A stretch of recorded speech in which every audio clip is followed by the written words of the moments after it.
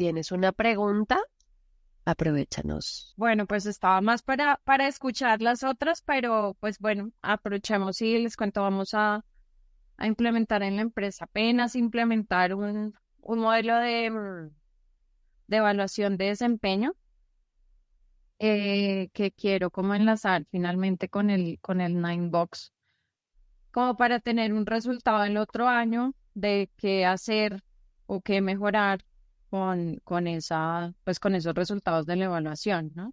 Esto porque la empresa permite y se interesa también como por esas otras habilidades de los colaboradores. No solo como por la parte técnica de cumplió o no cumplió, sino como por un crecimiento, digamos, más integral. ¿Sí?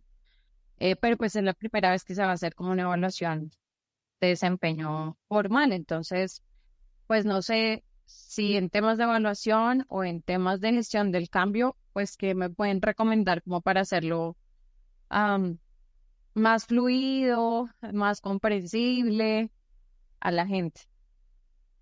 Claro que sí, Juana. Ya te damos respuesta y también aprovecho para darle la bienvenida a Elsa, a Milton, a Jonathan. Iniciamos muy puntuales para aprovechar mucho el tiempo y que logremos responder la mayor cantidad de preguntas. Recuerden, estamos con José, Eduardo y yo como sus consultores para atender cualquier duda o inquietud. Entonces, Juana nos plantea que están haciendo es la primera vez, ¿no?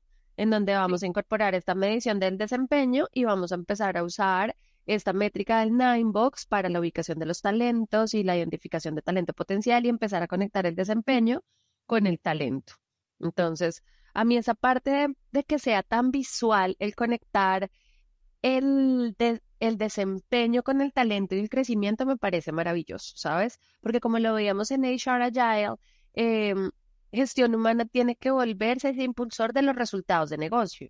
Y los procesos de desempeño son justo el camino a través del cual podemos empezar a trabajar esa conexión con resultados de negocio. Así que a mí me parece valiosísimo, como tú decías, desde gestión de cambio y hacia esos líderes que a veces creen que esto se les vuelve una tarea adicional, ¿no? Ahora tengo una tarea adicional de medir el desempeño, establecer objetivos. em, yo creo que ese elemento clave de conexión allí es justo, pues es que es la manera en la que vas a impulsar el resultado. Es como tú puedes tener a las mejores personas en tu equipo y seguirlas desarrollando. Entonces, ¿cómo usar esos elementos clave? No solo capacitarlo en cómo definir objetivos, en cómo llenar la plataforma, sino cómo lo conectamos en que realmente esta es la herramienta para impulsar resultados. Entonces, creo que ese elemento de conectar a los líderes es fundamental.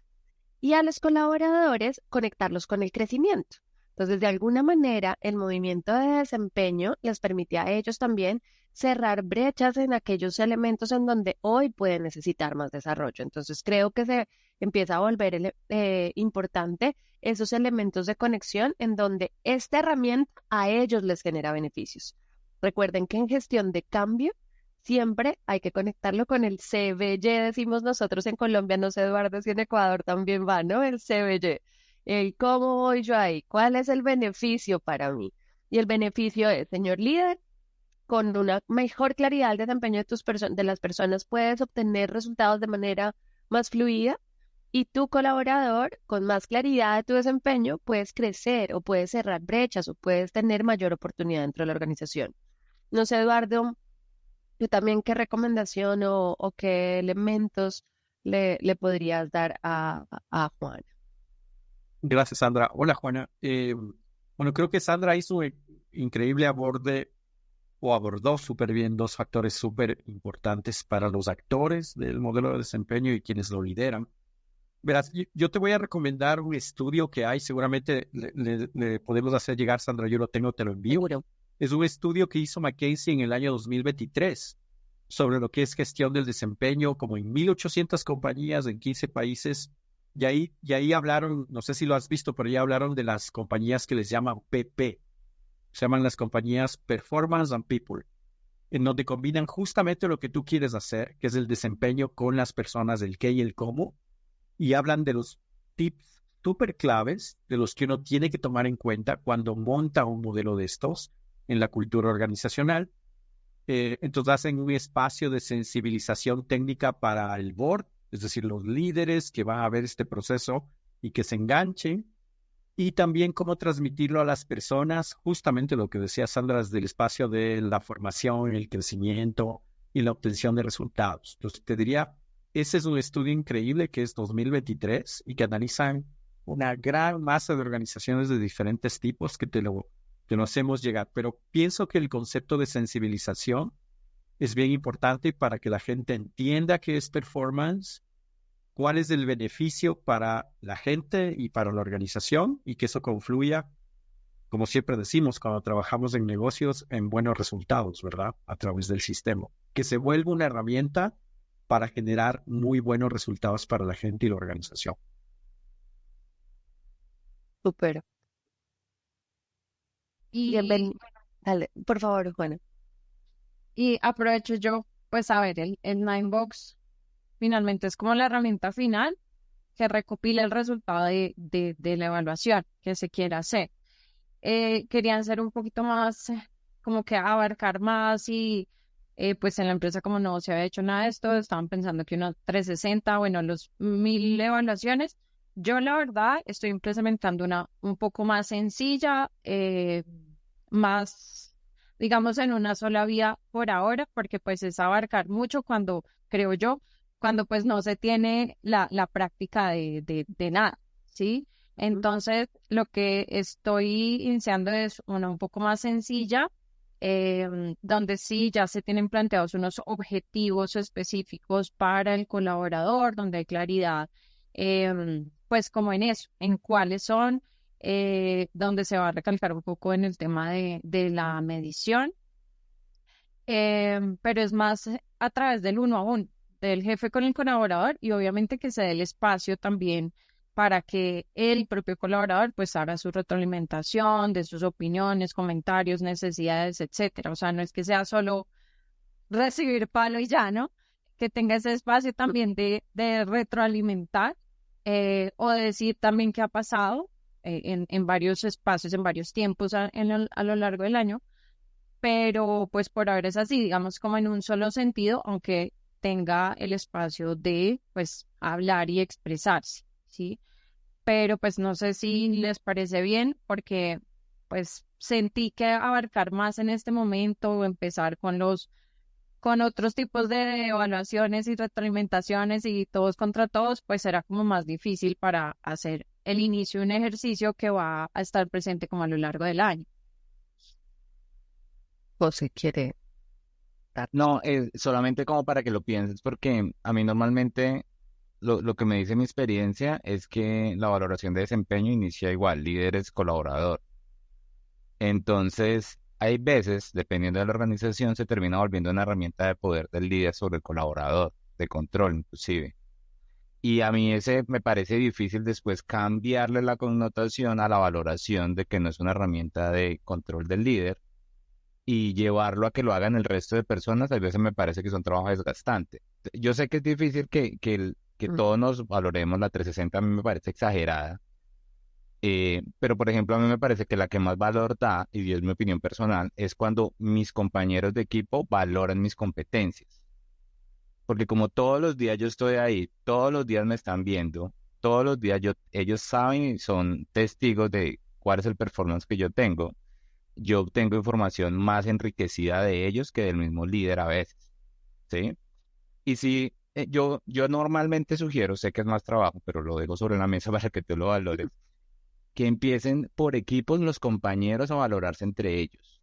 Y luego el líder es el que promueve el plan de desarrollo, porque ya el líder lo coge, entiende la visualización del equipo y él puede desarrollar planes de desarrollo que van muy en la sintonía con el sentir del equipo. Y también he descubierto que ese tipo de valoraciones le da alertas a la organización y al líder de qué áreas, por ejemplo, son críticas o qué áreas tienen problemas que deberían atenderse pronto. Entonces, a mí me parece que ese puede ser un buen camino, pero te lo dejo sobre la mesa como para que tú lo analices. Sí tienes razón de que es más difícil de desplegar, pero o ofrece beneficios a corto plazo. Pues ahí la duda va más enfocada en cómo pues medirlo, es decir, cómo hacer el registro de todos con todos y cómo se llega a una puntuación de qué calificación va a tener como más valor o cómo llegamos a un solo número, digámoslo así, en esa retroalimentación. Nosotros, a ver, nosotros intuitivamente lo que hemos llevado a las organizaciones es, esto no puede representar mucho trabajo, entonces tiene que ser sencillo. Entonces empezamos con encuestas y básicamente por el número de personas, de pares que yo tengo, eso me da el 100% y lo que hacemos es programar, dependiendo de qué tanto porcentaje que tú obtengas, es lo que haces ponderar. Entonces, si yo tengo 10 compañeros, si los 9 valoran mi competencia en un rango, básicamente eso me da el ponderado de cuánto es. ¿Sí? Es como eso, es dependiendo lo largo del equipo. Ahora, en equipos grandes, hay una pérdida de cifras, pero no es tan relevante, no es algo que tú pierdas, ¿sí? Pero el ponderado sería matemático, inclusive a veces se entiende más. Seguramente cuando lo plantees en tu organización, porque a mí me lo han dicho, me dicen, ¿y cómo hacemos para que entre ellos no se organicen para obtener una buena calificación? Vuelvo y les digo, el problema no está ahí, el problema entonces está en la selección, qué tipo de personas usted está contratando, ¿no? Es como siempre mi duda, pero recuerden que yo siempre planteo el otro lado, ¿no? El disruptivo, pero a mí me ha funcionado ese, me parece que funciona, para que lo vean. Bueno, Genial. listo, gracias. A ti, Juana, por ayudarnos a iniciar con la sesión y esperamos que también te lleves ideas. Y yo recomendaría solo para cerrar y invitar a todos que vayan levantando la mano, animándose a hacernos sus preguntas. Aquí estamos para ustedes, el espacio es para ustedes y responder todas sus preguntas. Y es que justo aprovechar la implementación de una nueva herramienta empieza a ser un generador de cultura. Juanis, entonces tal vez, ¿cuál es la cultura que tú quieres empezar a desarrollar? Y lo que dice José, lo hemos visto en diferentes clientes y es desmontar algo que ya hemos traído como una siguiente etapa puede ser más difícil. Entonces, claro, los líderes tienen un rol muy importante en la gestión del desempeño, pero si es el momento para abrir conversación de equipos y promover la autogestión, por ejemplo, en los equipos, mayor autonomía, al menos que los equipos sepan que tienen esa valoración, creo que es fundamental y que el equipo aprenda a hablar del desarrollo y del resultado que logran juntos. Entonces, aprovechar este momento y este espacio para que en el desempeño el equipo tenga voz, el equipo tenga una representatividad, creo que es sorprendente. ¿Cómo irlo llevando? Usualmente nosotros lo hacemos entonces es, no que el modelo crezca, sino implementamos el modelo entre equipos y pares, pero empezamos nuestras iteraciones o nuestros incrementos son por áreas. Probablemente en un trimestre empezamos con uno, luego con otro, hasta que al final del año todos están montados. Pero empiezas a pilotear con un área en cómo levanto, cómo sería esa encuesta, cuánto sería la ponderación, cómo nos fue con las conversaciones de feedback entre las personas del equipo. Y luego creces a otra área más y vas creciendo es por áreas. Más que hacer crecer el modelo, creces es en la aplicación del modelo. Esa podría ser Ok. otra herramienta para poder ir creciendo así. Listo. Muy bien. Gracias a ti, Joana. ¿Quién más? ¿Quién más trae el día de hoy? Bienvenida, Joana, Jonathan, Milton, Claudia. Aquí estamos para ustedes. Déjennos saber qué dudas o inquietudes podemos ayudar a resolver el día de hoy.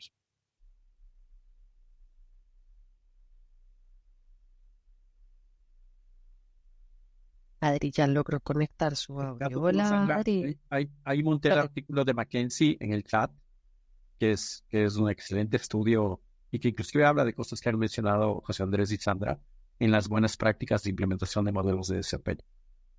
Buenísimo, Eduardo. Muchas gracias. Hola, buenas tardes, ¿cómo están? Hola, Joana, ¿cómo estás? José, ¿qué más de nuevo? ¿Qué tal? Muy bien, Bueno, muchas gracias. Qué chévere este espacio de antemano. Muchas gracias. Tengo una pregunta y es en temas de transformación. temas de cultura, que creo que pues, para mí es un pilar ahí relevante.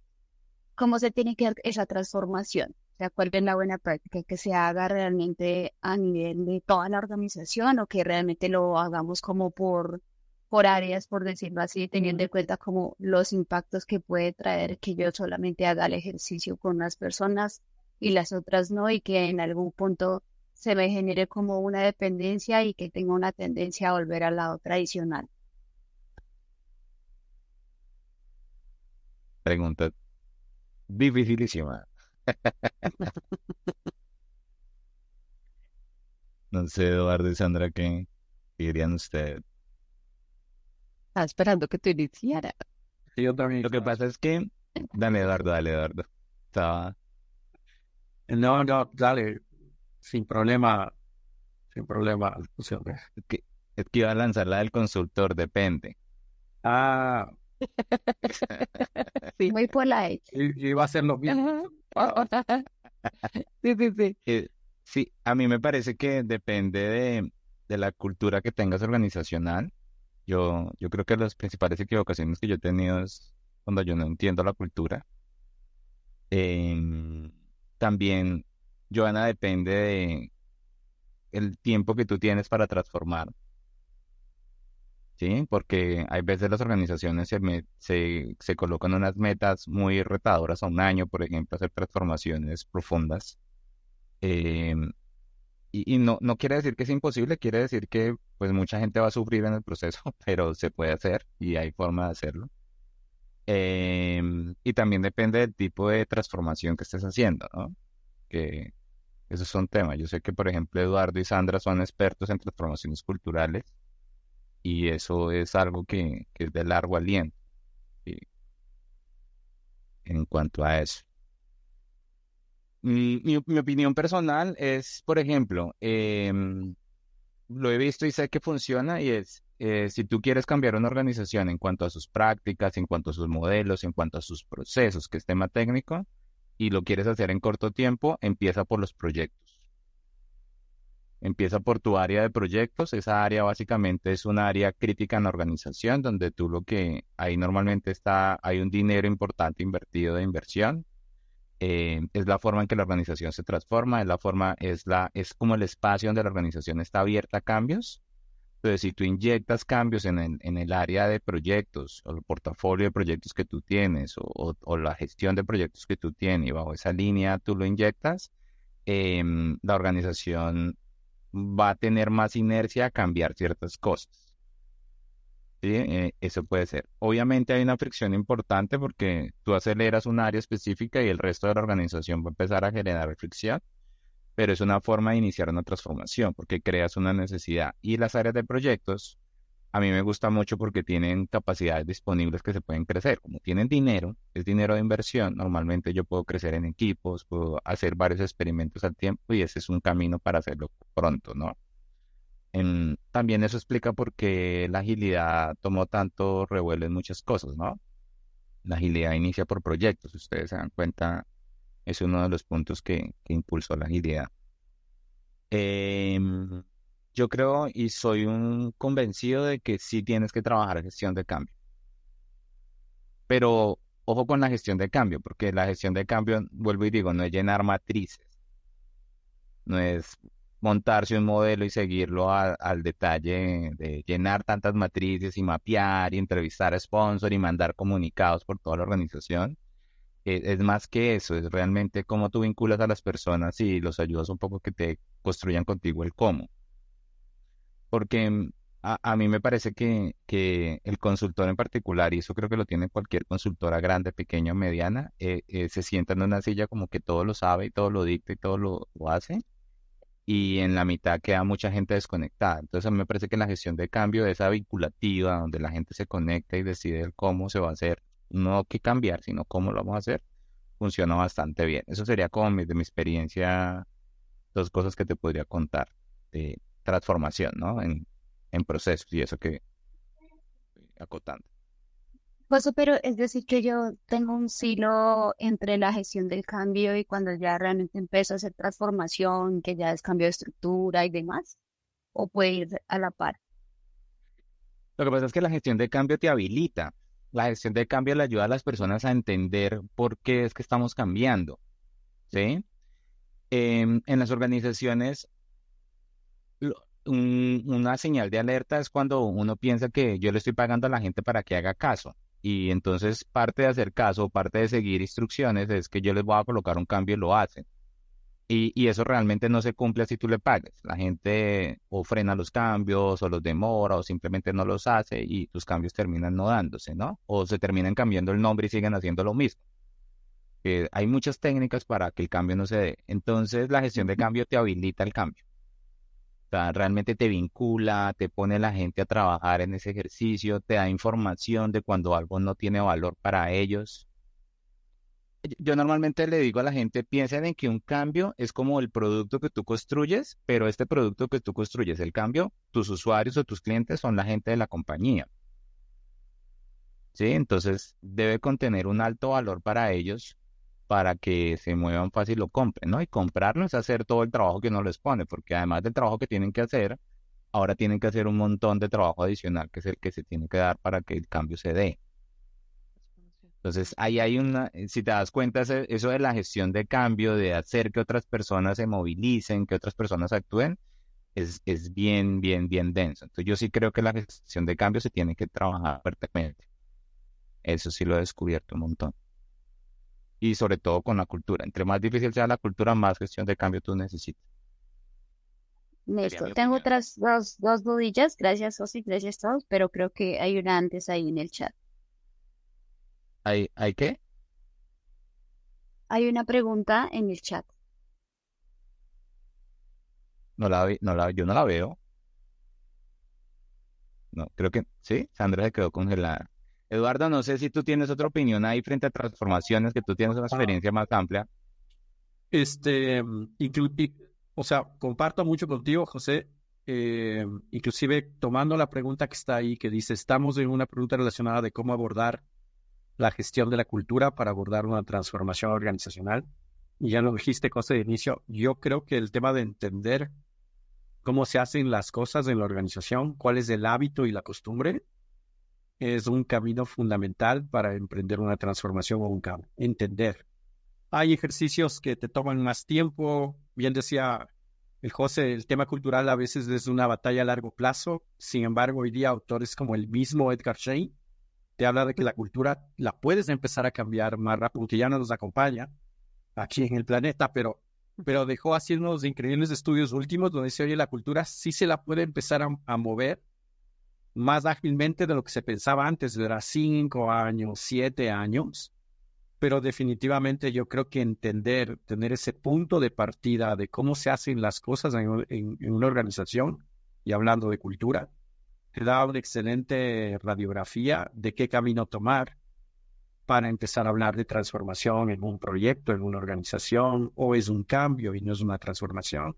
Y si tuvieras que entrar todo este concepto que decía José de abordar la capacidad de cambio que tiene la compañía, sí es un paso previo y en qué nivel, ¿verdad? Pero entender la cultura, diagnosticar el punto de partida, a mí me parece fundamental. Yo he pasado por organizaciones donde implementar un cambio era girar una rueda gigantesca poco a poco y avanzar y evolucionar en el tiempo, en donde hubieras implementado un cambio de una determinada manera y esa era la cultura de esa organización. Y he estado en organizaciones donde a mí me pasaban a 150 kilómetros por hora la organización porque le gustaba implementar cambios todo el tiempo, ¿verdad?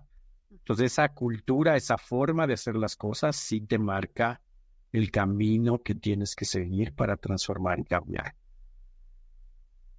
Volví, creo que me caí y yo quería complementar, Eduardo.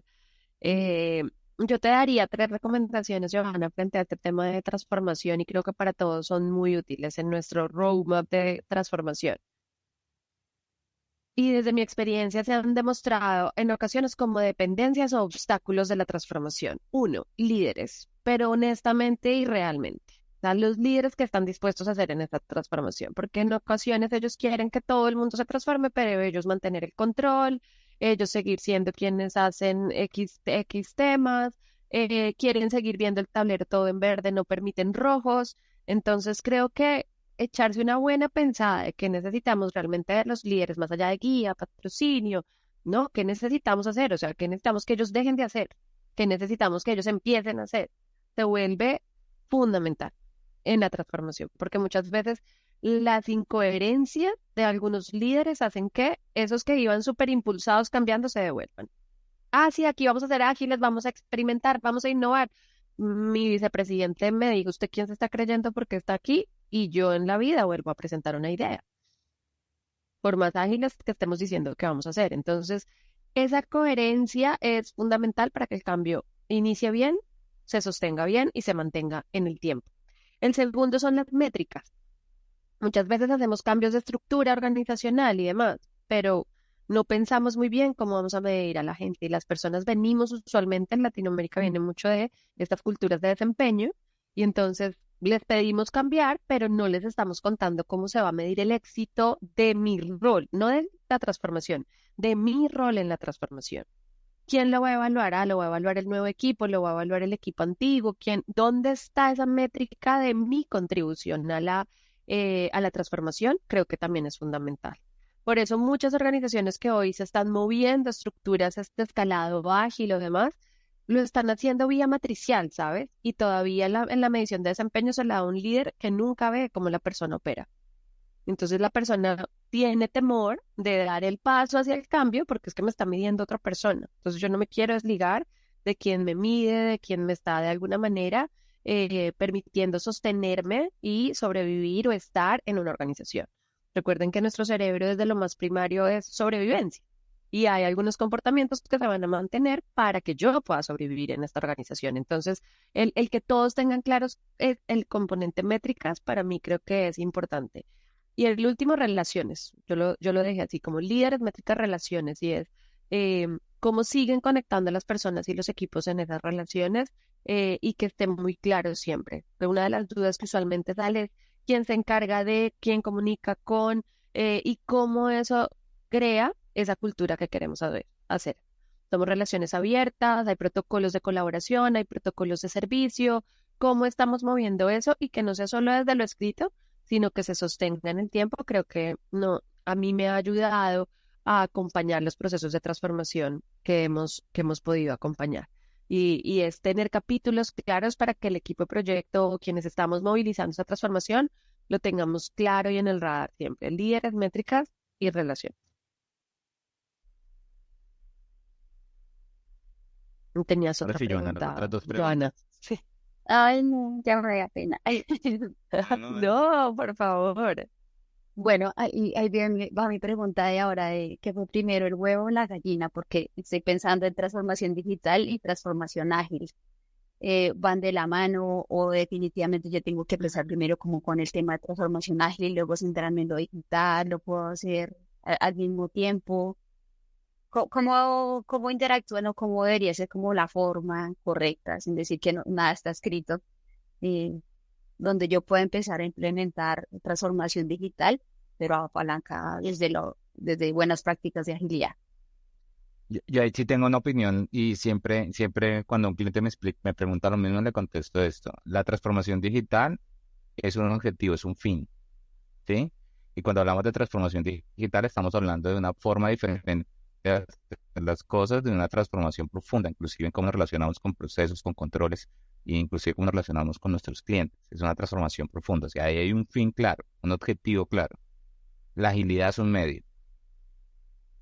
Entonces, la agilidad básicamente te va a dotar de procesos, te va a dotar de prácticas, te va a dotar de indicadores, te va a dotar de medios, pero, pero básicamente la agilidad en sí no debería ser un objetivo, porque cuando tú vuelves la agilidad un objetivo, te va a pasar, creo que es una de las cosas que yo más he criticado con la agilidad, y es que se vuelve el objetivo cuántos tableros tengo pegados en la pared, o cuántas historias de usuario tengo cargadas en tal herramienta, o cuántos puntos de historia yo he hecho, así no se haya entregado nada, o cuántos roles yo tengo implementados, o si te das cuenta, o el marco determinado, cuántas personas certificadas tengo. Entonces, a mí uno de los puntos importantes y lo que yo siempre aclaro, además de que entré en agilidad, es que la agilidad solo es un medio. O sea, tú en la agilidad debes tocar y debes tomar lo que necesitas. Pero, por ejemplo, por dar nombres claros, a mí me asusta cuando un cliente se pone dentro de su mente implementar Scrum o implementar Safe o implementar Kanban, porque su objetivo es implementar ese modelo. No importa si ese modelo no le habilita nada, no importa si ese modelo no concreta, no conecta con sus procesos, con sus relaciones, con la forma en que finalmente él establece los controles. No importa si el modelo es muy pesado para su negocio, sino que se conecta en eso. Y detrás de eso, ahí es otro negocio. Pues en la medida que tú te implementes mi modelo, pues yo te vendo más certificaciones, ¿no? Entonces, Sí, claro, es la decir, la agilidad es un medio. ok. Es decir, que yo puedo empezar transformación digital y utilizar la agilidad como un medio para ese fin. Y funciona súper bien, porque es que en la medida que tú empiezas a hacer ciertas cosas lo concreto de la digitalidad, hacia lo que sea que tú quieras trabajar en cuanto a digitalidad, tú encuentras en la agilidad un montón de herramientas. Pero a mí, por ejemplo, hay cosas que me sorprenden. No, es que aquí estamos trabajando esto, pero no lo podemos trabajar porque no tenemos Scrum Master, Product Owner, ni podemos tener un equipo dedicado. No lo podemos pagar ahorita, porque obviamente eso cuesta un montón de dinero tener un equipo dedicado. Perfecto, pues ¿qué otra herramienta de agilidad puedes utilizar? Pero a veces quedan estancados en eso, en que el método dice que usted tiene que utilizar todo esto. No, usted tiene en cada método, usted tiene un montón de prácticas. Entonces, por ejemplo, por darte un ejemplo, en uno de los pasos de digitalidad, uno de los componentes fue que las mismas personas en las diferentes áreas, utilizando las herramientas que hoy tenían, empezaran a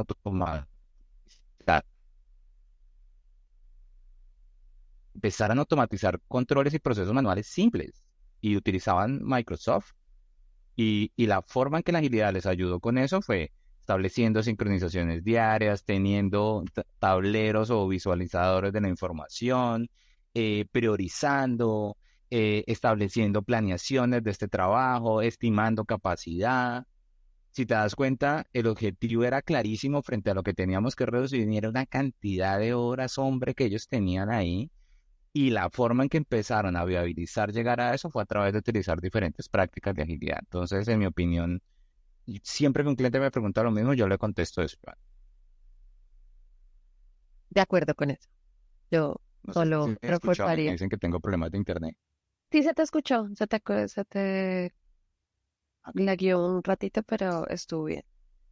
Yo me sumo a José. Y si alguien dentro de de quienes nos están escuchando, además de nosotros, quieren dar su opinión, también súper bienvenidos. El objetivo de este espacio de una hora es que traigan preguntas, que nosotros conversemos, pero también que ustedes puedan poner su experiencia para sumarle a la comunidad y para que juntos podamos compartir. Así que si alguien más tiene algún otro punto de vista, súper válido para que lo podamos poner sobre la mesa.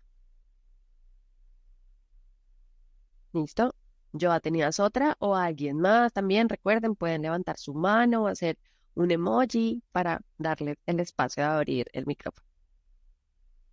Pues cada vez me salen más. Entonces, no sé si te entendí bien, José, quizás puedo estar equivocada, pero eh, no sé hasta qué punto cuando uno está diciendo con un equipo, no sé, que uno puede decir y hablamos de que, estamos, las personas están en el shoe, que están a nivel de madurez en forming o algo así, que uno tenga que ser como muy riguroso realmente como con el marco y no a que como de pronto a que las personas se pierdan en ese camino. O sea, ¿cómo debería ser eso? O desde el principio yo puedo ser muy flexible también con lo que yo quiero implementar, enseñar o que yo veo que le va a servir a un equipo.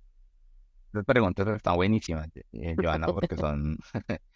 Claro, tú no puedes empezar Lo que pasa es que no puedes tampoco irse hacia el otro horizonte de desestructura total o desorden total y eso porque va a ser inmanejable. Y justo lo que hace un momento decía Sandra, es en las organizaciones venimos acostumbrados a tener estructura y procesos. Entonces, sí hay que tener unos mínimos, pero unos mínimos, por ejemplo, que no se vuelvan estándares para todos, porque también los equipos y la naturaleza del trabajo en los diferentes equipos tienen algunos cambios, ¿no? Una pelea habitual que yo tengo con las organizaciones es que un tema de estimación, que si estimo con horas, que si estimo con puntos, que si estimo... Entonces, no, aquí todos estimamos puntos o aquí todos estimamos horas. Y otra que tengo es aquí todos te hacen tablero y deben de tener las mismas columnas. Entonces, es, es, es eso. Sí hacemos sí hay radiadores de información, sí hacemos dailies, sí hacemos estimación, sí hacemos planeación, pero tú puedes jugar un poco con la naturaleza de qué es lo que más le da sentido al equipo, porque nuevamente es lo que te decíamos al principio, eso también es gestión de cambio. La gente se apropia del tema, la gente siente que es de ellos y pues tú no tienes que estarlos empujando y enseñándoles todo el tiempo, ni repitiendo tanto el mensaje.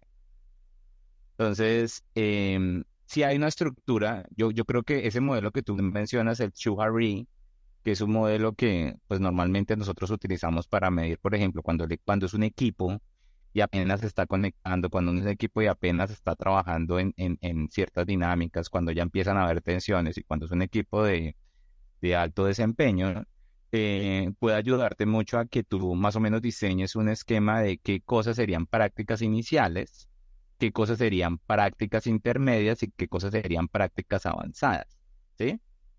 Por ejemplo, tú, Joana, que ya has recorrido el escenario, tú ya estás en un nivel donde estás, por ejemplo, hablando de financiera, de portafolio, de proyectos, de value stream completos. Si te das cuenta, eso es súper avanzado.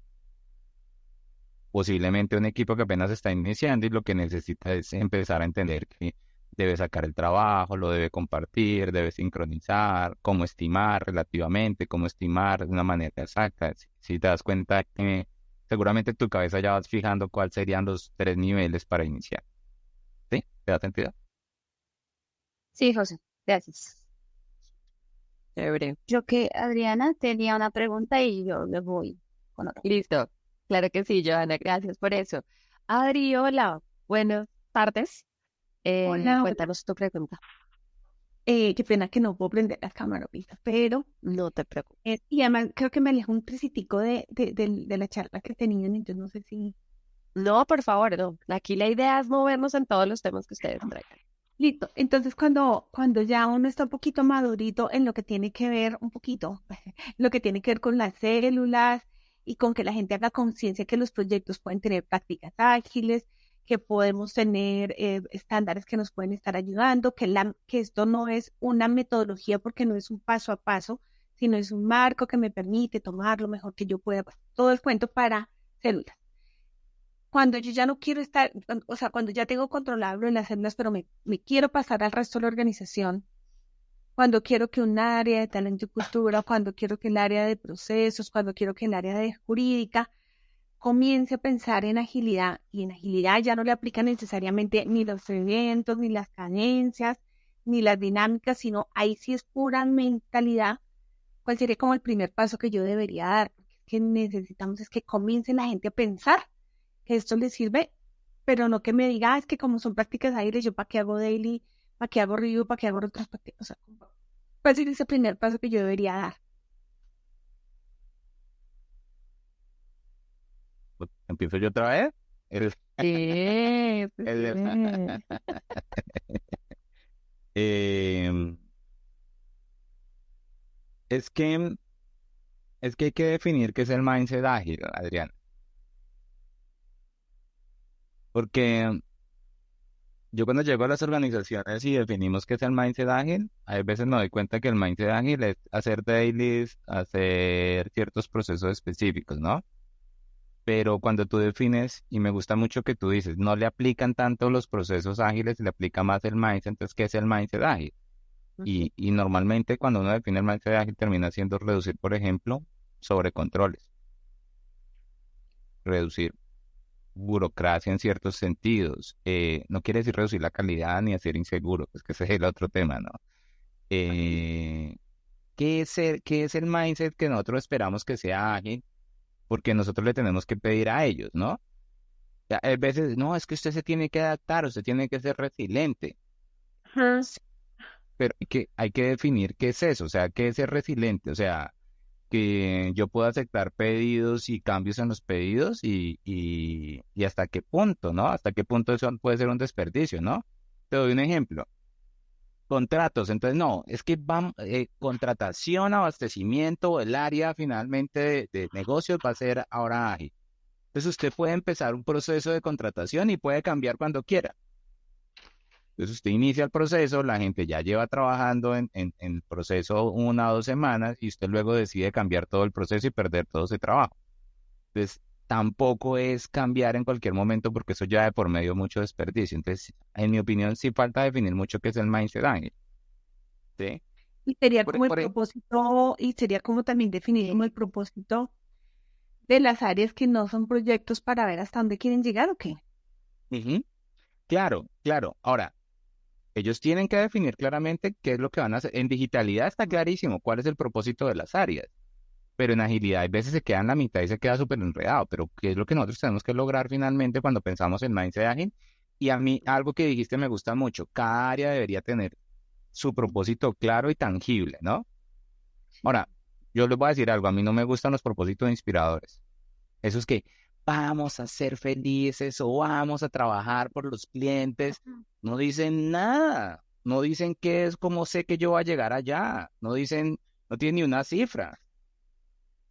Como todo tan inspiracional, tan bonito que sí motiva, pero al final si yo muevo una cosita ya cuenta o muevo mucho, también cuenta igual. Entonces, ese tipo de cosas me parece que sí faltan, en mi opinión personal. Nuevamente, a mí me gusta mucho que estemos los tres porque tenemos estilo diferente.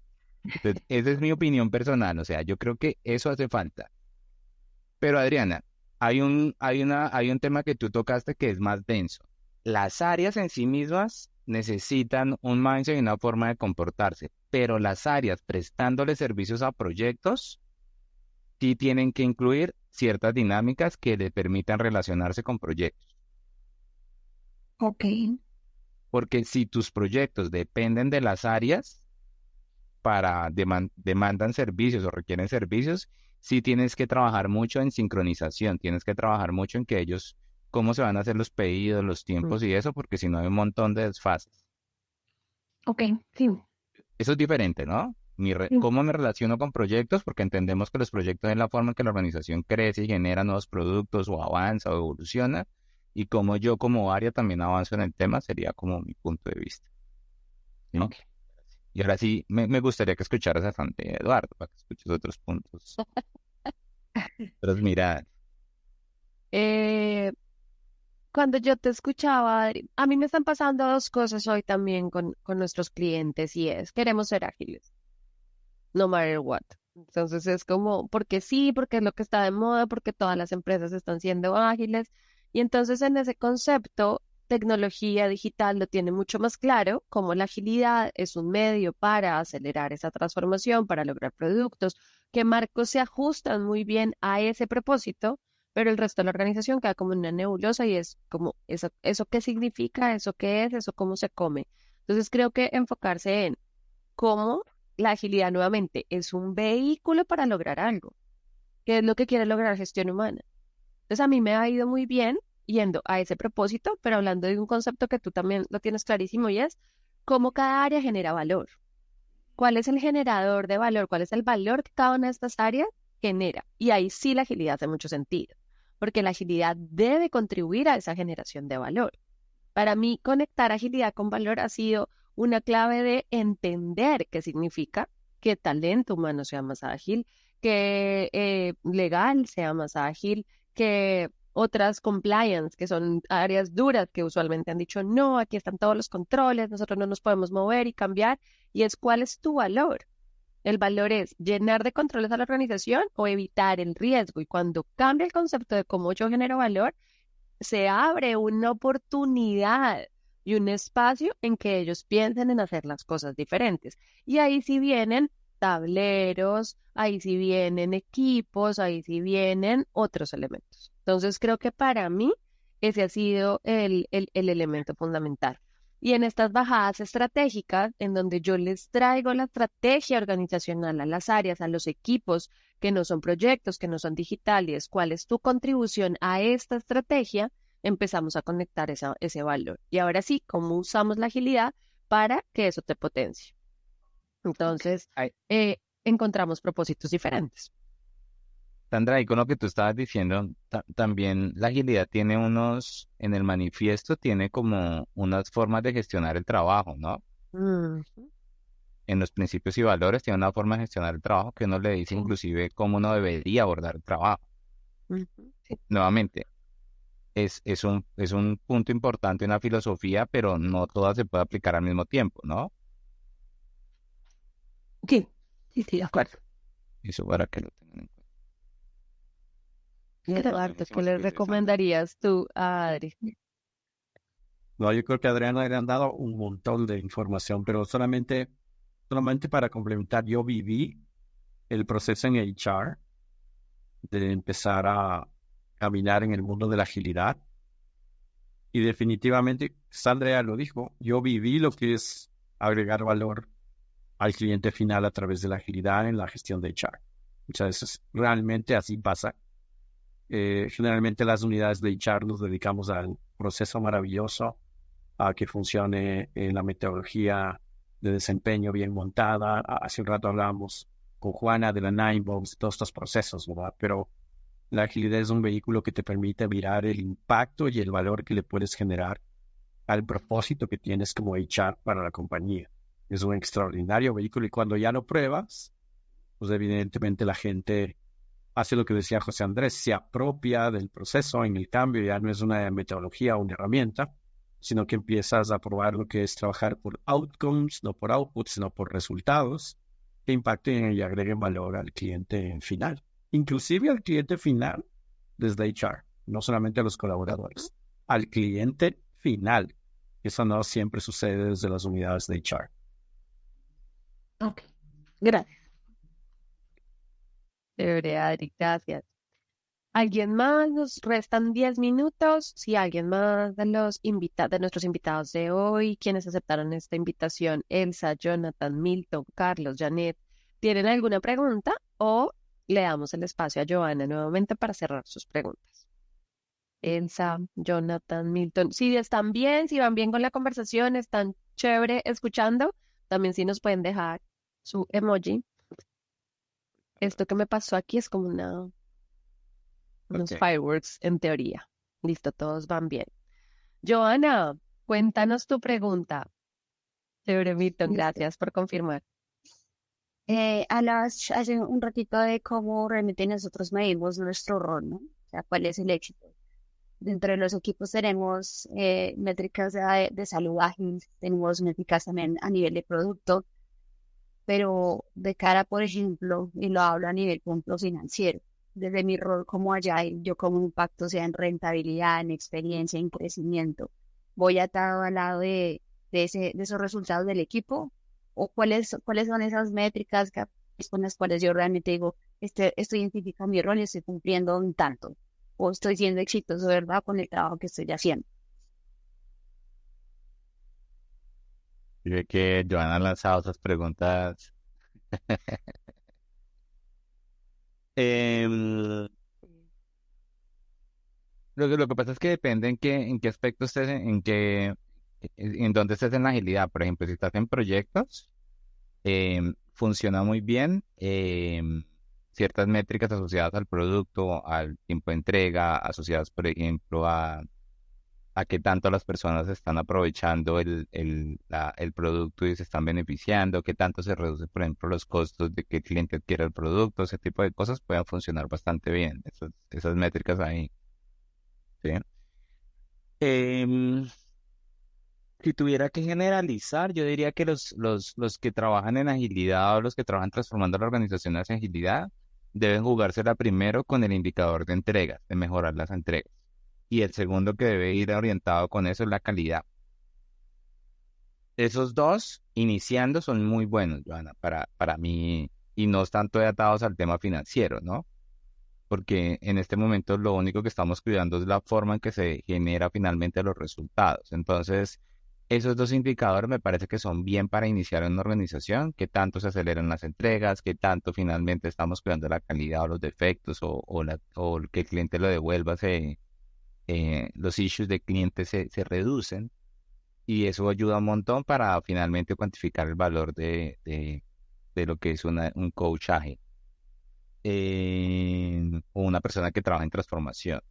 Y en cuanto a los financieros, yo particularmente creo que dependiendo el ejercicio de lo que se esté haciendo, nosotros trabajando correctamente ciertas prácticas le pegamos directamente a la rentabilidad y finalmente al retorno de la inversión.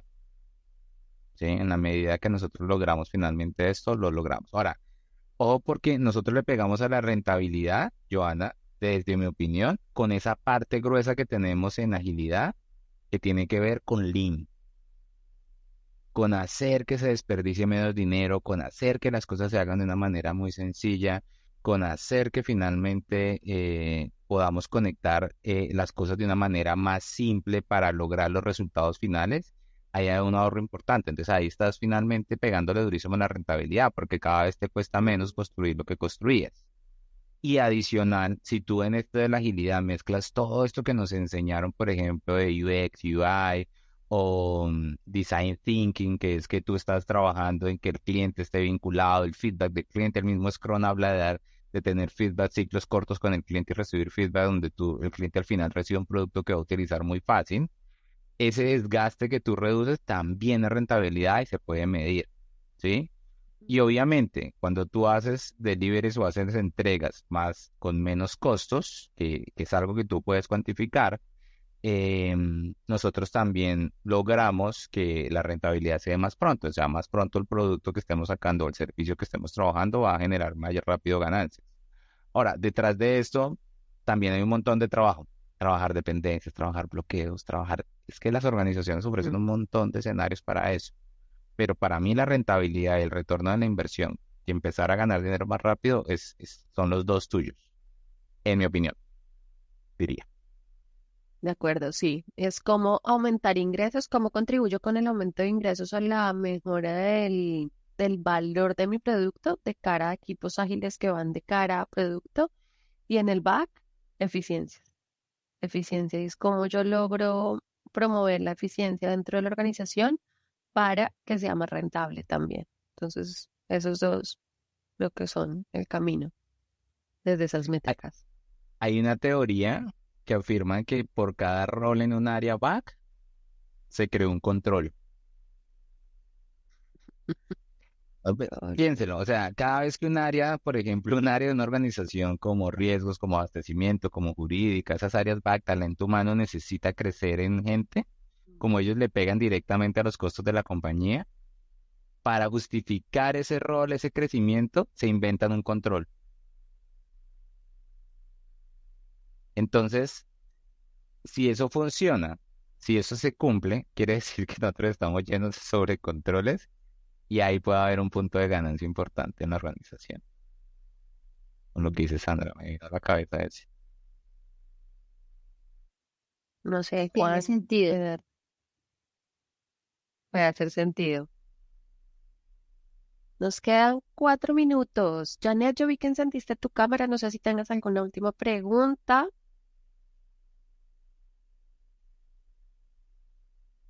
Ok. Hola Sandra, no, disculpas. Ahí No, se me encendió muy interesante su charla, muchas gracias.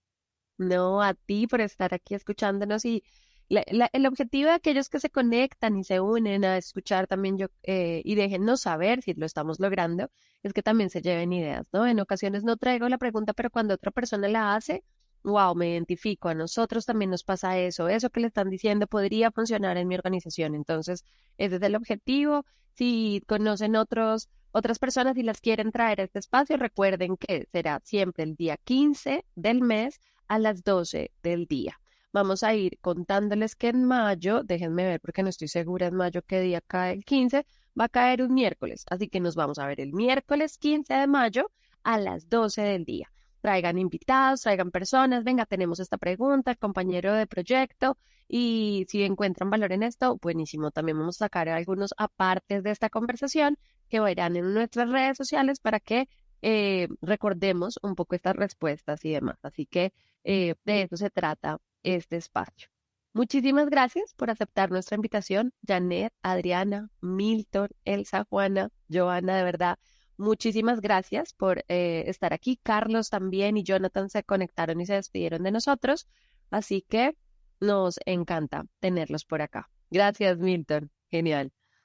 Genial. Cuando tengan cualquier pregunta, ya saben, tienen también los chats de los grupos o por el chat de Agility Connect. También pueden plantear sus preguntas en cualquier momento.